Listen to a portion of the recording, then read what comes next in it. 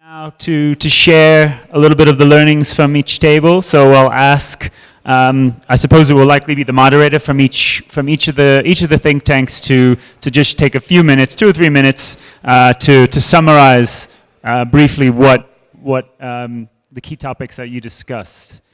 So why don't we start right in front of me here? I think some discussions are still going on, but we have supply chain disruption in Mexico. Obviously, an interesting topic. So this was led by Roberto Cruz. Roberto, do you want to summarize what you've been talking about here in terms of supply chain disruption? Hello, everyone. So this was a great team, great team collaboration. We have automakers, we have tier ones, we have ocean carriers, we have land carriers, we have 3PLs. We have, of course, even companies that actually work on this type of emergencies the whole time.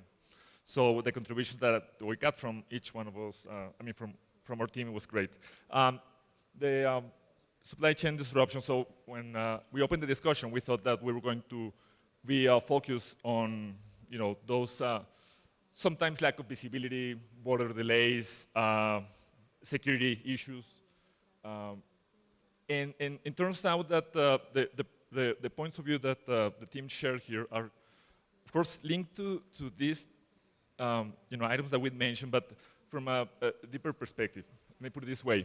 So one of them, we start talking about how a manufacturer gets affected by the lack of commitment, lack of capacity, human errors from other parties, right?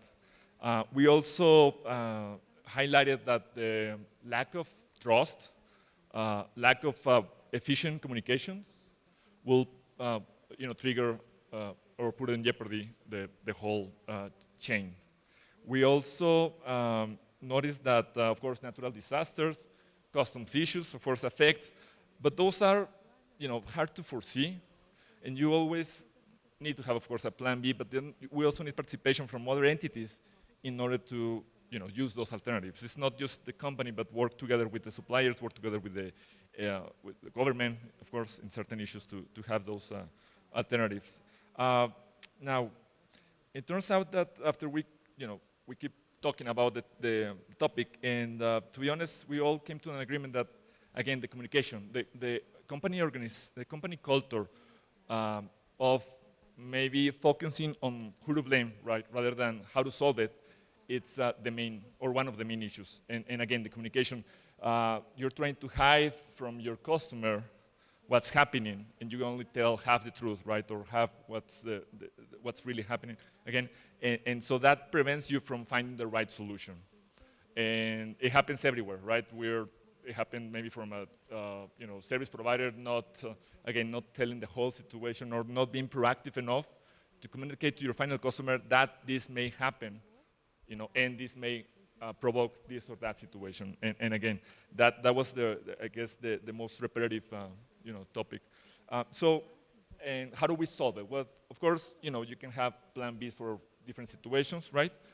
You can promote procedures to avoid, of course, falling into those risks.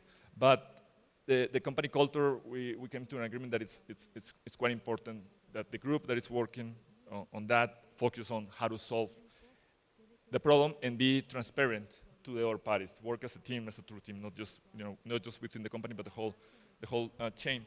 And finally, I think. Just one sec to check my notes, because I know I'm missing something here.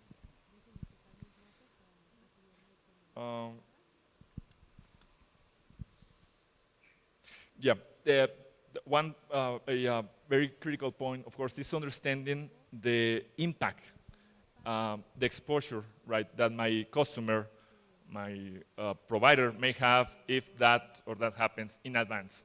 Meaning that if we know how much of an impact that possible delay could create, then I can have the proper plan B, not only to avoid, of course, but to react. But sometimes we are not sharing the whole, we're not sharing everything, and so that's why, when those issues arise, we not necessarily solve it the best way. So that will be the message, the transparency and the communication. Okay, thank you, Roberto. I think those are some two key messages in terms of communication and transparency for a very complex subject. Let's move to this side of the room, talk a little about the finished vehicle side. We're talking about vehicle tracking, and I think I'll ask Mike Silvio from Surgere to share a couple of the points that were discussed here. Okay, thank you. So we came up with really 4 key points in our discussion. One is that there's still a critical need for improved communication between the supply chain partners, between the OEMs, the 3PLs that manage the activity, the rail providers, and the carriers. But what's evolving is the communication between the vehicles themselves and the systems that they operate in. And so telematics is definitely an emerging technology, but there'll still be a requirement for layered technologies, whether it be EDI communications on where trucks are at, RFID, barcoding, or even old-fashioned key punching. It's all going to play a part in making sure we know where those vehicles are at. The critical part of vehicle tracking, though, really comes down to the dealers knowing what's in transit and where it's at, because they're the ones that are really anticipating the need for the vehicle. And then the final part of our discussion, which was actually one of the most interesting parts, was about managing the security of the vehicle while it's in transit. And we talked a lot about vandalism, damage, and interestingly to me is that missing and stolen keys are one of the biggest issues that they have when moving vehicles from the plant to the destination. And so those were our key points. Thank you. Thanks, Mike. I think that's one of the big unknown questions. What do they do with those key fobs in Mexico? Nobody really seems to know. Moving here in the middle, what if? What if NAFTA blows up? What if Donald Trump blows us all up? What do we do? Let's find out. Simon. Thank you. So we had a nice discussion about 5 assumptions. What if in 15 years 50% of the vehicles will be alternative fuel vehicles? 30% of the vehicles will not be produced by a typical OEM anymore. Autonomous driving, cars, trucks, mobile equipment will be possible in public areas. Automation and roboting will be considered as a full replacement for human labor. And the Internet of Things will be reality. Artificial intelligence will manage, operate, and control the supply chain. So we had a mixed group here with OEMs, Tier 1s, Tier 2s, service provider, people from transportation. And as a summary, we can say, well, who knows? 15 years, I think we agreed in this roundtable that most of the assumption will happen. We are not quite sure if it will happen in 15 years. There's some part, mainly legal issues in some cases of automation or automation, which are not so clear if it will be possible to have a rollout, a full rollout in the next 15 years, but we agree that it will come. So we discussed which kind of impact will it have for our business. And that was quite interesting. We have some people here in the group which foresee no kind of impact of some of these assumptions. And for others, it is a decision of die in the business or go on living or growing. So we agreed on that we have to be flexible. We have to put more time on thinking in that question, what if, and prepare ourselves for the future, because there will be many changes coming very soon. Thank you. Thank you. Thank you. Certainly a lot of interesting questions, and we look forward to keep discussing those over the next years. Let's come on to controlling costs in 2018. Thank you. We had a good session.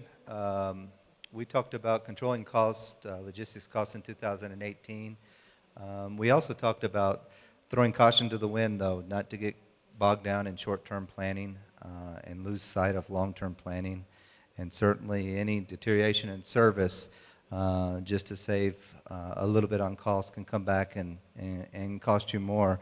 But when we got into the actual cost, we were all in agreement that transportation costs, in particular in North American market, are on the rise. I think there was a little disagreement on how much, but I think we all agreed that we anticipate substantial increases in transportation costs in North America. We focused on 3 areas. Really got to touch upon 2 as far as ideals on how to attack them. And the first one on the ground transportation was better planning and forecasting. We talked about building loops with your truckloads. We talked about opportunities to convert and utilize the rail. We got into talking about optimization as our second point. Felt like that there was a lot of opportunity, better filling shipping containers, better filling trucks, better filling cartons, and there was a lot of opportunity there to reduce costs, or at least to maintain costs. We talked about the lack of multi-customer collaboration. Me specifically, I know I've been hearing that for 10 years, but I don't know if we still cross-customer collaborate on logistics. And then the third topic that we got into, but didn't really make much headway, but was the inefficiencies in the U.S. and Mexican border and its effects on transportation and other costs. Thank you. Well, it's good that you couldn't solve that problem, because I can come over here to our cross-border table on ground transportation and get some perspective. Thanks, Chris. So that was a great segue. Thank you. We covered ground transportation and cross-border. More than anything, so we had a good mix here of 3PL trucking companies, suppliers, and OEM suppliers. The biggest issues that we see, it seems to be a miscommunication or a disconnection between communications from the OEMs, the suppliers, customs brokers, 3PLs, and the trucking companies. Whether it's documents, legal requirements by the government, or just simply procedures that individual brokers have. So last year we had a discussion here about, the main topic was the bottleneck at the border. And some of the people at the table were here that it seems like nothing really improved. So we have these discussions, they're good to have to kind of think about it, but having, in this whole room, having the most important voices, OEMs, 3PLs, trucking companies, and brokers, the bottleneck really affects everybody, whether it's a truck being parked that, the trailers aren't making money, the OEMs aren't getting their parts, suppliers aren't able to deliver their parts to the OEMs. It affects everybody. So we'd like to see if I don't know if the Chamber of Commerce is still here, but maybe Automotive Logistics can help to push this agenda to where we can get, we have these echo chambers. So OEMs have maybe their meetings, their associations, and they discuss what improvements they can have. But then you have the customs brokers associations where they have their own agenda and they have their concerns. So these different trade associations don't talk to each other.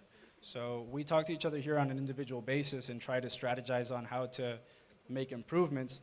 But if we can get our collective voices together through the associations, I think we can make some really good improvements. So it's something maybe we can see through the magazine and see how we can get in contact with these associations. Thank you. Thanks, Uriel.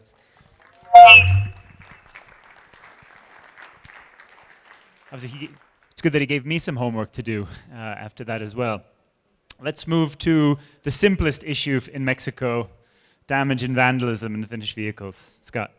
Yes. Yep. It's so simple, it's still here, right?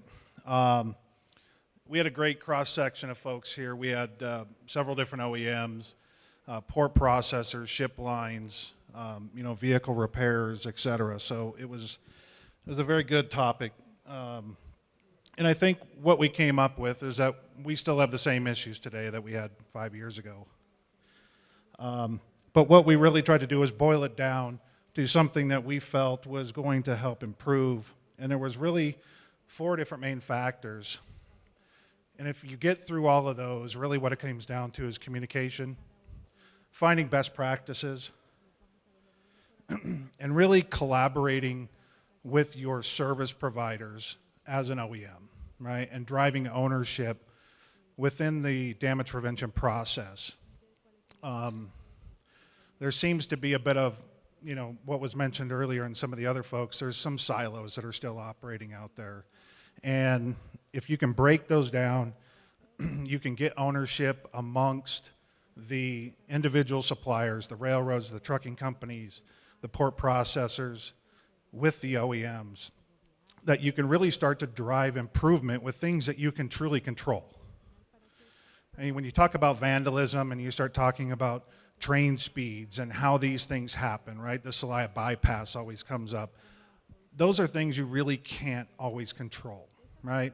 It's gonna happen, you can try to mitigate them, but ultimately what it comes down to is focusing on yourself, taking ownership of your own internal processes, looking within your own yards as an OEM to take ownership of what you can do to try to improve theft and vandalism, damage prevention, vehicle handling, and trying to come up with a standardized process that you can then work with your service providers to try to help get buy-in and ultimately hold them accountable, right? The service providers, we're not looking to skirt responsibility. We want to be held accountable. We want to help try to drive improvement. But when there's no collaborative effort that really needs to be driven from the OEM level down, then you end up with some of these things that are fragmented. So there's a lot of best practices that are going to be taken into place. Some of the OEMs here are doing some fantastic things, but they're doing them within their own compartments. So I think going back to what I originally stated, the focus has to be collaboration, has to be communication, and making sure that you've got engagement from your service providers to try to help decrease your damage frequencies through your supply chain on the items that you can truly control. Thank you, Scott. Some great learnings there. So I think last but not least, we're going to talk about electric boom and the impacts on the supply chain here. So if I can hand over to Akam Glass. Thank you, Chris. Let me first introduce my round table over here. We had a very diverse team with regards to experience, age in the industry, and we had people coming from freight forwarders, we have consultants in our team, we have a Chamber of Commerce delegate, a trailer manufacturer, and shipping lines. So interestingly, we didn't have any tier 1 or tier 2 suppliers or OEMs in our team. However, we started the discussion, the implications on the supply chains due to the boom in electric vehicles by agreeing that traditional combustion engine vehicles will not be dead. We're all clear about that. But we also know that the government regulations in particular very mature countries are strongly driving the boom for electric vehicles. And some team members said they disagreed that this boom will not happen so fast, but it is inevitable. So electric vehicles will be on the road sooner or later. And following this consensus, we identified 4 areas which we believe are important to share with you, which are implications on the supply chains. First and foremost, for electric vehicles, there's a reduced complexity in parts. Take the engine, for example. A traditional engine consists of 1,000 parts, while an electric battery only consists of less than 200 parts. So complexity will be reduced. And having said so, we are certainly going then through a transition phase where certain part and components will be redundant. That also means that potentially certain parts and component suppliers will either adapt or they will disappear from the market. The second implication out of 4 is that the electric vehicle actually is more heavy. And for those of us over here attending the conference, which are in the arena of finished vehicle transportation, that has an implication, because that means you cannot transport so many electric vehicles on a trailer. And of course, that means eventually the costs will go up to distribute the vehicles. The third point is actually the most important criteria, because a lithium battery is dangerous. It is dangerous goods. And life is put at risk if not transported according to regulations. And that means whether it's international regulations by sea freight, by air freight, or by overland, there's a vast jungle out there in different regulations. There's a huge uncertainty across countries, across continents. And therefore, we believe that the first incidents, explosions which will happen with lithium batteries, they will happen sooner or later. We have seen it with e-bikes exploding. We saw mobile phones exploding and laptop computers catching fire. And certainly sooner or later, there will also be electric vehicle batteries on fire when being transported or when being stored in our warehouses. And that is a significant risk, because all of you know, if a lithium battery is on fire, you cannot extinguish a fire. You know, there's no way to put it out. And that again results in the fourth implication for the freight forwarders and for the carriers over here. When transporting dangerous goods, the liabilities and the risk posed upon the freight industry will increase, and that also then goes in line with additional liabilities for our industry. And those were the four most important implications which we identified in this group. Thank you. Thank you. Thank you, Achim. That was quite interesting. Obviously, lots of things to look forward to as well, like batteries exploding and things like that. But I'm sure we'll come up with solutions to manage those. Thank you to all of you. I think hopefully you all got something out of that. It gives you a chance to talk a bit more in smaller groups, go in a bit more detail, a bit more off-piste as well. Hope you enjoyed some of the learnings there. The video from this session will also be online if you want to go back and review them.